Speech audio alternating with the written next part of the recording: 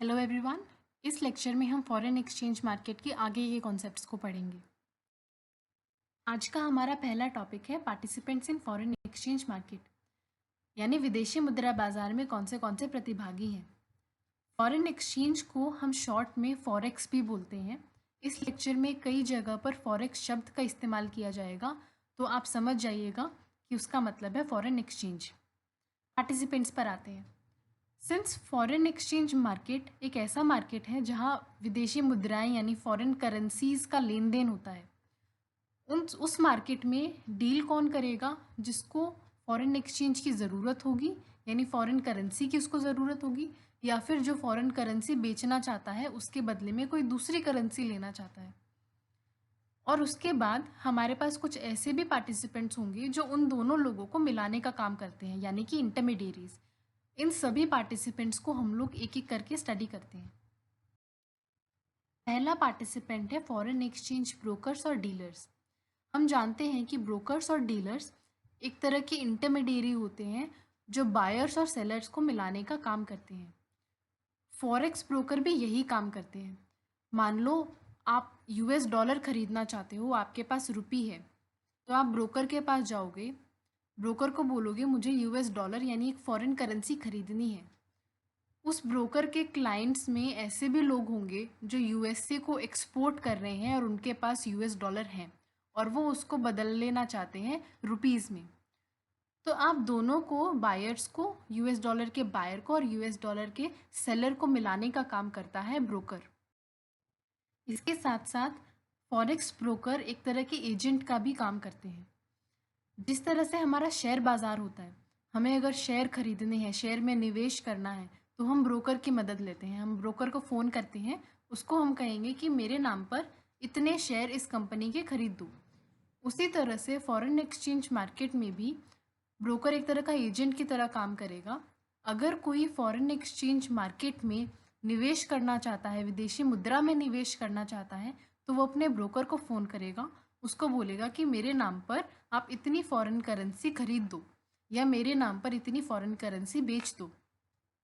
यानी कि ब्रोकर्स अपने क्लाइंट्स, अपने ग्राहकों के लिए फॉरेन एक्सचेंज मार्केट में जाकर परचेजिंग और सेलिंग भी करते हैं, और जनरली ये होलसेल फॉरेन एक्सचेंज मार्केट में जाते हैं।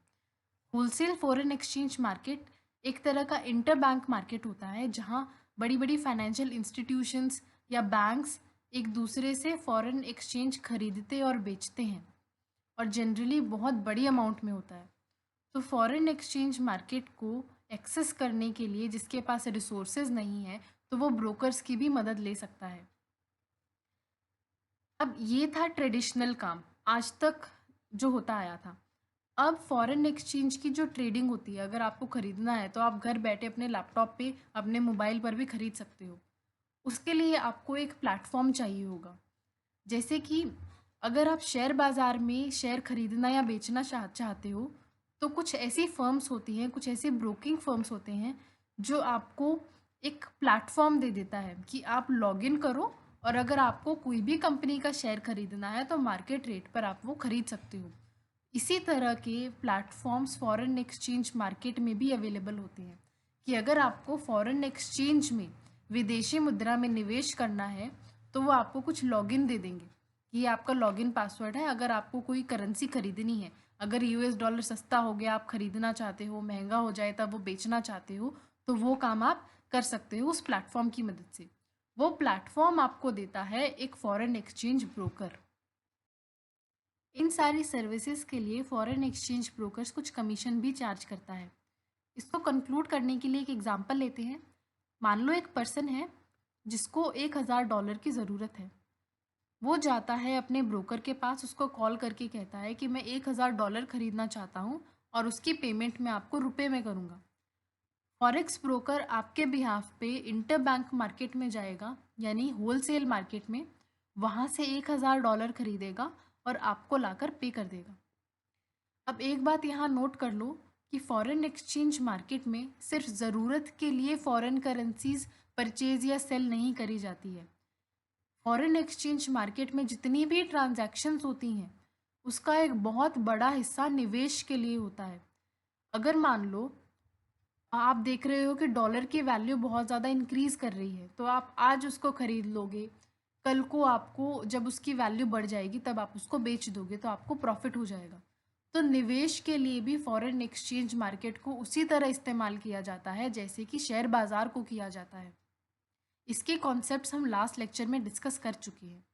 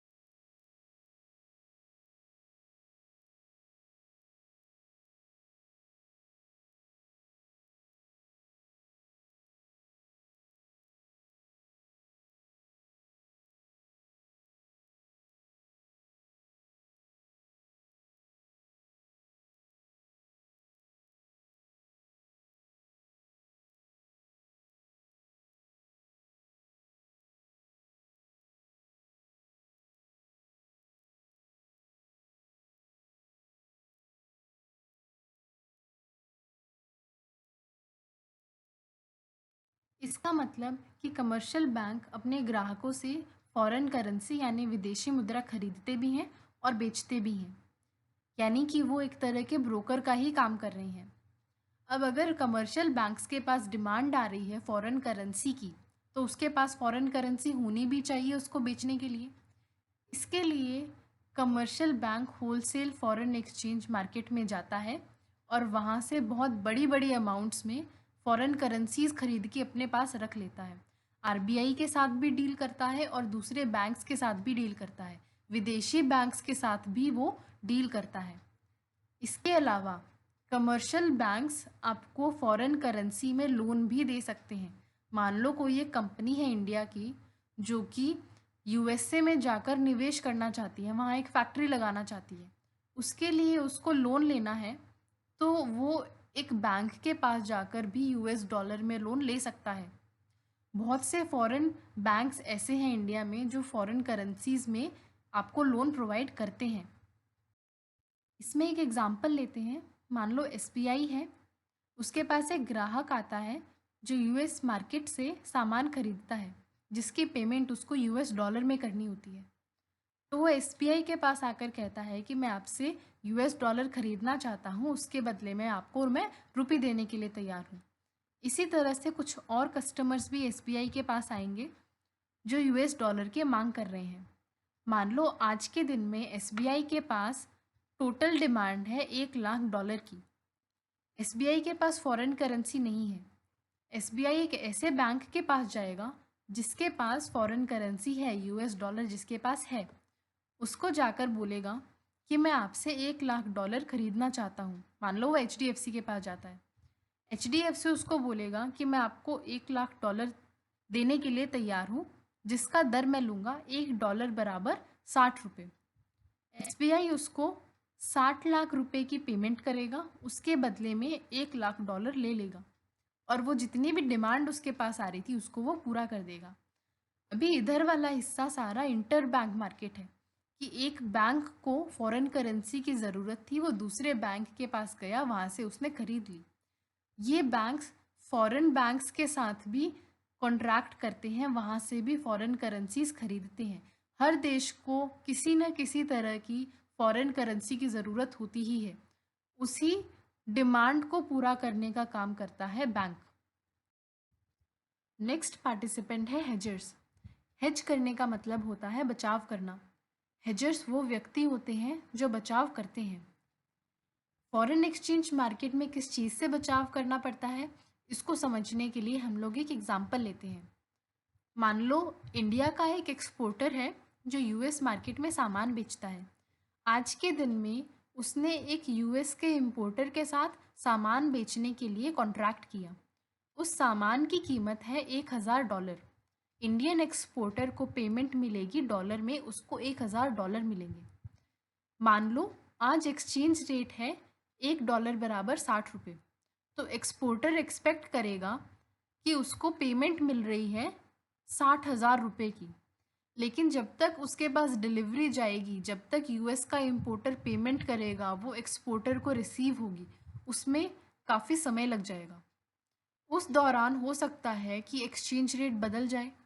आज के दिन कीमत है $1 बराबर 60 रुपये।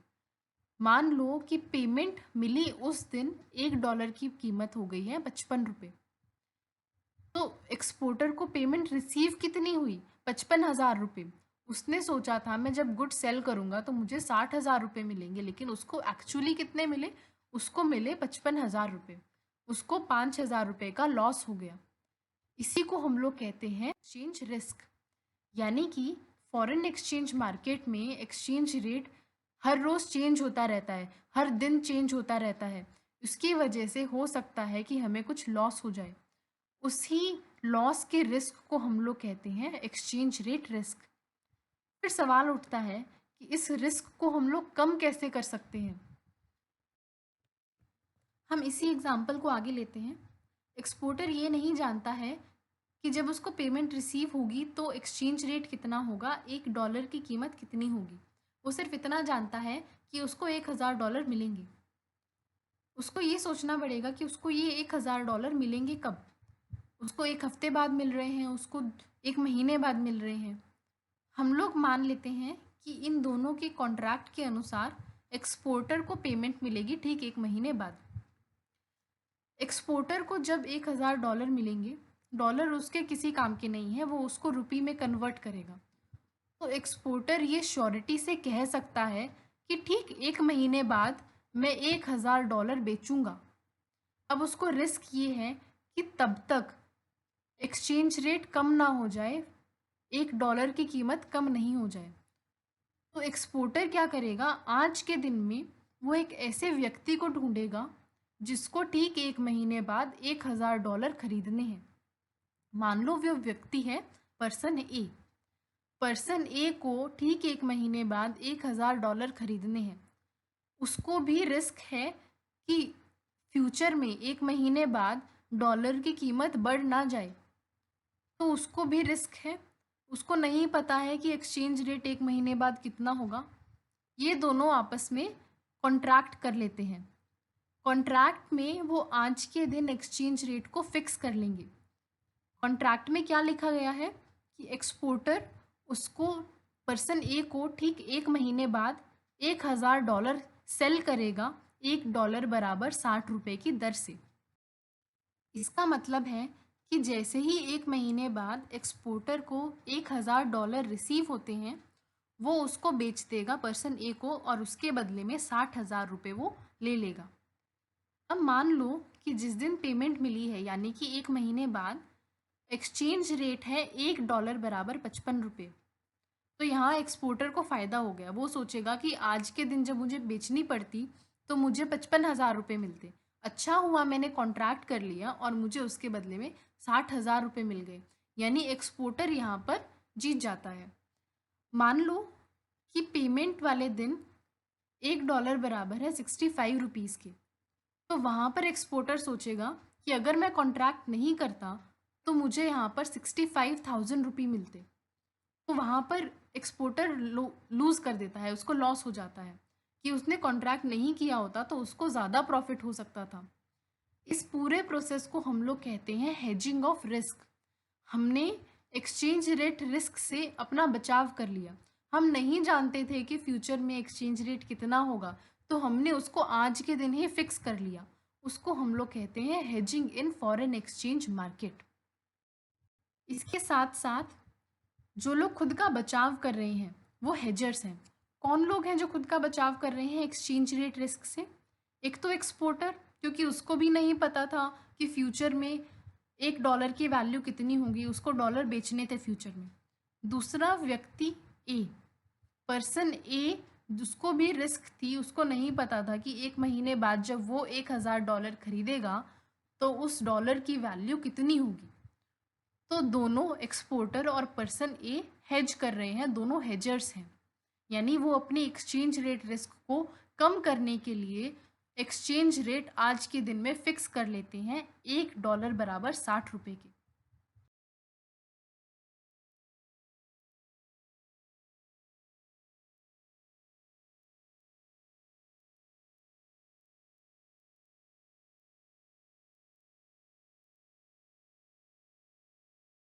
यानी कि हेजर्स क्या करते हैं कि उनको फ्यूचर में फॉरेन करेंसी जो रिसीव होगी या उनको खरीदनी पड़ेगी, उसके बेसिस पे आज ही वो कॉन्ट्रैक्ट कर लेते हैं और एक्सचेंज रेट को फिक्स कर लेते हैं अपनी फॉरेन एक्सचेंज रिस्क को कम करने के लिए। नेक्स्ट पार्टिसिपेंट है स्पेक्यूलेटर्स। स्पेक्यूलेटर्स वो लोग होते हैं जो फॉरेन एक्सचेंज मार्केट में सट्टाबाजी करते हैं। उनका मोटिव होता है प्रॉफिट कमाना। उनको फॉरेन करेंसी की कोई ज़रूरत नहीं होती है। वो सिर्फ फॉरेन करेंसी परचेज करते हैं ये सोचकर कि इसकी वैल्यू फ्यूचर में बढ़ जाएगी और मैं उसको बेच दूंगा और मुझे प्रॉफिट हो जाएगा। इसके लिए एक एग्जांपल लेते हैं। मान लो आज के दिन एक्सचेंज रेट है $1 बराबर 60 रुपये। स्पेक्यूलेटर्स क्या सोचेंगे, वो एक्सपेक्ट करेंगे कि फ्यूचर में इसकी वैल्यू बदल के हो जाएगी $1 बराबर 70 रुपये के। तो वो अपनी सोच के अनुसार, अपने एक्सपेक्टेशंस के अनुसार आज खरीदेंगे, डॉलर खरीदेंगे आज, और बाद में जब उसकी वैल्यू 70 रुपये हो जाएगी कुछ समय बाद, तो उसको वो बेच देंगे। स्पेक्यूलेटर्स फॉरेन एक्सचेंज मार्केट में हिस्सा सिर्फ इसलिए लेते हैं ताकि वो प्रॉफिट कमा सके, और जनरली ऐसा होता है कि स्पेक्यूलेटर्स बहुत लंबे समय के लिए निवेश नहीं करते हैं, बहुत शॉर्ट टर्म के लिए वो निवेश करते हैं। नेक्स्ट पार्टिसिपेंट है आर्बिट्राजर्स। आर्बिट्राजर्स को समझने से पहले एक और बात समझ लो कि जब फॉरेन एक्सचेंज मार्केट में ट्रांजैक्शंस ऑनलाइन नहीं होती थी तो अलग अलग मार्केट एक दूसरे से बहुत दूर रहते थे, बहुत कनेक्टेड नहीं होते थे। तो हो सकता है कि एक मार्केट में फॉरेन एक्सचेंज की डिमांड और सप्लाई अलग हो, एक्सचेंज रेट अलग आए, और दूसरे मार्केट में अलग आए। हो सकता है कि आपको इंडिया में $1 बराबर 60 रुपये के मिल रहा है और किसी दूसरी जगह पर फॉरेन एक्सचेंज मार्केट में आपको $1 बराबर 61 रुपये के मिल रहा है। आर्बिट्राजर्स इन दो मार्केट में जो अलग अलग एक्सचेंज रेट है उसी का फ़ायदा उठाते हैं। इसको समझने के लिए हम एक एग्जांपल लेते हैं। मान लो एक फॉरेन एक्सचेंज मार्केट है, मार्केट 1, वहाँ पर एक्सचेंज रेट है $1 बराबर 60 रुपये। एक दूसरा फॉरेन एक्सचेंज मार्केट है, मार्केट 2, वहाँ पर एक्सचेंज रेट है $1 बराबर 61 रुपये। अगर हम लोग मार्केट 1 से $1 खरीदें और मार्केट 2 में जाकर $1 बेच दें तो हमें $1 का प्रॉफिट होता है। जो व्यक्ति दो अलग अलग मार्केट में अलग अलग एक्सचेंज रेट का फ़ायदा उठाकर प्रॉफिट कमाता है उसको हम लोग कहते हैं आर्बिट्राजर, और इस पूरे प्रोसेस को हम लोग कहते हैं आर्बिट्राज। एक ऐसा प्रोसेस जहां हम एक मार्केट से सस्ता खरीद के दूसरे मार्केट में महंगा बेच रहे हैं क्योंकि दोनों मार्केट में एक्सचेंज रेट अलग अलग है। आज के टाइम पर जब हमारी मोस्टली ट्रांजैक्शंस ऑनलाइन होती हैं, उस समय पर भी कुछ सेकंड्स के लिए अलग अलग मार्केट में एक्सचेंज रेट अलग अलग हो सकता है और उसी का फ़ायदा उठाते हैं आर्बिट्राजर्स। इस एग्जाम्पल से हमारा कंक्लूजन क्या निकला कि आर्बिट्राजर्स वो व्यक्ति होते हैं जो अलग अलग मार्केट के अलग अलग प्राइसेस का फ़ायदा उठाकर प्रॉफिट कमाते हैं। वो वहाँ से खरीदेंगे जहाँ प्राइस कम है और वहाँ बेच देंगे जहाँ प्राइस ज़्यादा है, और इसी आर्बिट्राज प्रोसेस की वजह से अलग अलग मार्केट में एक्सचेंज रेट सेम रहता है। इसको आगे देखते हैं। इन दोनों मार्केट में एक्सचेंज रेट अलग अलग है। जो लोग इस बात को नोटिस कर लेंगे वो मार्केट 1 से डॉलर खरीदना शुरू कर देंगे और मार्केट 2 में जाकर बेचना शुरू कर देंगे। इसकी वजह से क्या हो रहा है कि मार्केट 1 में US डॉलर की डिमांड बढ़ रही है क्योंकि ज़्यादा से ज़्यादा लोग US डॉलर वहाँ से खरीद रहे हैं, जिसकी वजह से US डॉलर का प्राइस इंक्रीज़ करने लगेगा, US डॉलर एप्रिशिएट होगा। वहीं मार्केट 2 में क्या हो रहा है कि वहाँ US डॉलर की सप्लाई बढ़ रही है। सप्लाई बढ़ने की वजह से US डॉलर डेप्रिशिएट करेगा, उसका प्राइस कम होने लगेगा, और ये प्रोसेस तब तक चलता रहेगा जब तक दोनों मार्केट बैलेंस में नहीं आ जाते हैं, दोनों मार्केट का एक्सचेंज रेट सेम नहीं हो जाता है। फॉर एग्ज़ाम्पल, दोनों मार्केट में जब प्राइस हो जाएगा $1 बराबर 60.5 रुपीज़, उस टाइम पर दोनों मार्केट बैलेंस में होंगे, दोनों मार्केट में एक्सचेंज रेट सेम होगा। हमने क्लास में जो ऑटोमेटिक मैकेनिज्म डिस्कस किया था कैपिटलिज्म में, वो इस मार्केट में भी चल रहा है। यहाँ पर मार्केट को हमने खुला छोड़ रखा है, डिमांड और सप्लाई की मदद से रेट तय होते हैं। इसकी वजह से क्या हो रहा है, जब भी दो मार्केट में इम्बैलेंस होगा, जहाँ दोनों मार्केट में एक्सचेंज रेट अलग अलग है, वो अपने आप ही ठीक होने लगता है। गवर्नमेंट को बीच में आके इंटरफेयर करने की ज़रूरत ही नहीं पड़ती है, क्योंकि डिमांड और सप्लाई खुद को अपने आप एडजस्ट कर लेती है और वो दोनों मार्केट को बैलेंस में ले आता है। आगे चलते हैं नेक्स्ट पार्टिसिपेंट पर, जो कि है सेंट्रल बैंक्स।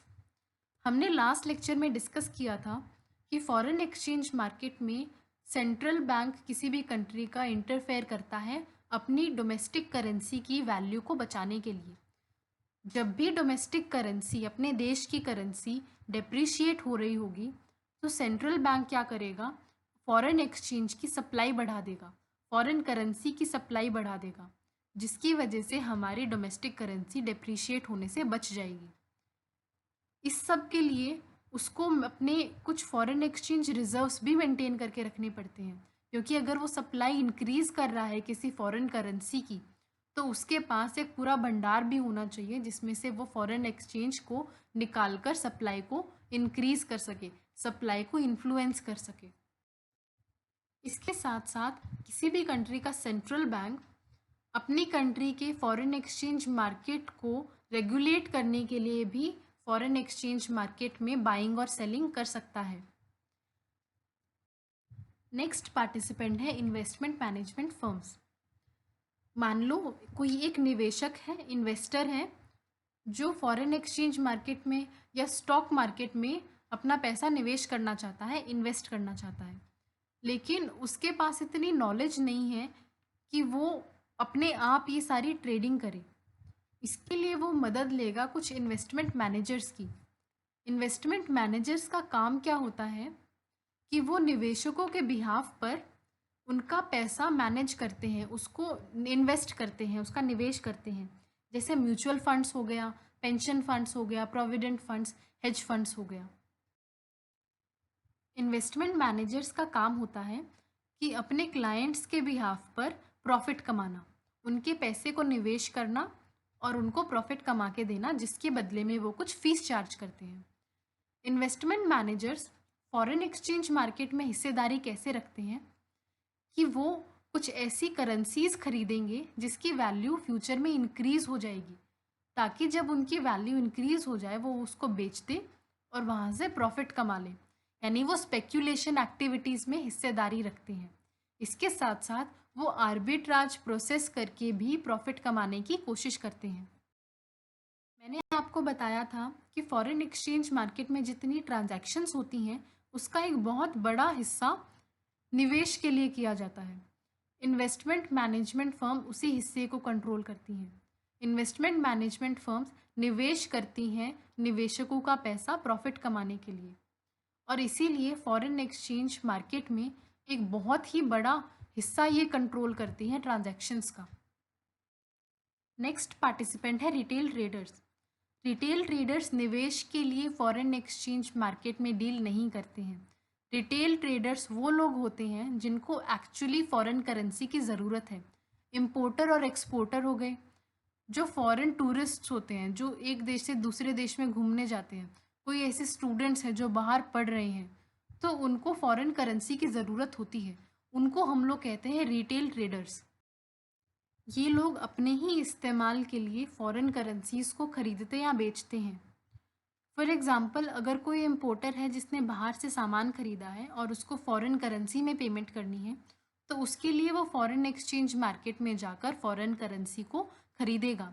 अगर कोई टूरिस्ट है जो दूसरे देश में जाकर घूम रहा है, तो वहाँ अपने खर्चे पूरे करने के लिए उसको फ़ॉरेन करेंसी की ज़रूरत होगी। यानी कि ये सारे वो लोग हैं जिनको फ़िज़िकली फ़ॉरेन करेंसी की ज़रूरत है अपने खर्चे पूरे करने के लिए। ये निवेश करने के लिए फॉरेन एक्सचेंज मार्केट में हिस्सेदारी नहीं लेते हैं। ये सिर्फ अपना स्पेसिफिक पर्पस पूरा करने के लिए फॉरेन एक्सचेंज को खरीदते या बेचते हैं। जिस तरह से रिटेल ट्रेडर्स अपने ही इस्तेमाल के लिए फॉरेन करेंसीज को खरीदते या बेचते हैं, उसी तरह से कुछ एक ऐसी कंपनीज होंगी, कुछ कॉरपोरेट बॉडीज़ होंगी जिनको फॉरेन एक्सचेंज की ज़रूरत पड़ती है। मान लो कोई इंडिया की ऐसी कंपनी है जो यूएसए में जाकर फैक्ट्री खोलना चाहती है, वो अपना पैसा दूसरे देश में निवेश करना चाहती है, तो उसके लिए उसको यूएस डॉलर चाहिए होंगे। तो इसीलिए वो कंपनी, वो corporate body foreign exchange market में जाकर डील करेगी, यानी कि फॉरेन करेंसी को जाकर वो खरीदेगी। उसी तरह से अगर कोई ऐसी कंपनी है जो बाहर से सामान इंपोर्ट करती है, तो उसकी पेमेंट देने के लिए उसको फॉरेन करेंसी चाहिए होगी, इसलिए वो फॉरेन एक्सचेंज मार्केट में हिस्सेदारी रखते हैं। और अगर कोई कंपनी एक्सपोर्ट करती है, उसको पेमेंट मिलेगी फॉरेन करेंसी में, उसको वो कन्वर्ट कर लेना चाहेगी अपनी डोमेस्टिक करेंसी में, ताकि वो अपनी देश में उस करेंसी का इस्तेमाल कर सके। इसलिए कॉरपोरेट बॉडीज़ भी फॉरेन एक्सचेंज मार्केट में हिस्सेदारी लेती हैं। हमने इस लेक्चर में क्या सीखा कि हर व्यक्ति जो भी फॉरेन एक्सचेंज मार्केट में डील करता है, वो अपने ही अलग अलग पर्पजेज़ के लिए डील करता है। कोई प्रॉफिट कमाने के लिए फॉरेन एक्सचेंज मार्केट में हिस्सेदारी रखता है, और कुछ लोग अपनी ज़रूरतों को पूरा करने के लिए फॉरेन एक्सचेंज मार्केट में हिस्सेदारी रखते हैं। कुछ ऐसे भी पार्टिसिपेंट्स हैं जो बायर्स और सेलर्स को मिलाने का काम करते हैं, जो इंटरमीडियरीज हैं, होलसेल मार्केट में वो डील करते हैं। इसके रिगार्डिंग बुक में आपको जितना कुछ भी दे रखा है, आप उसको स्टडी कर लो। कोई अगर डाउट आपको आता है, कोई पॉइंट आपको नहीं समझ में आया है, तो आप वो व्हाट्सएप ग्रुप पे पूछ सकते हो। Thank you.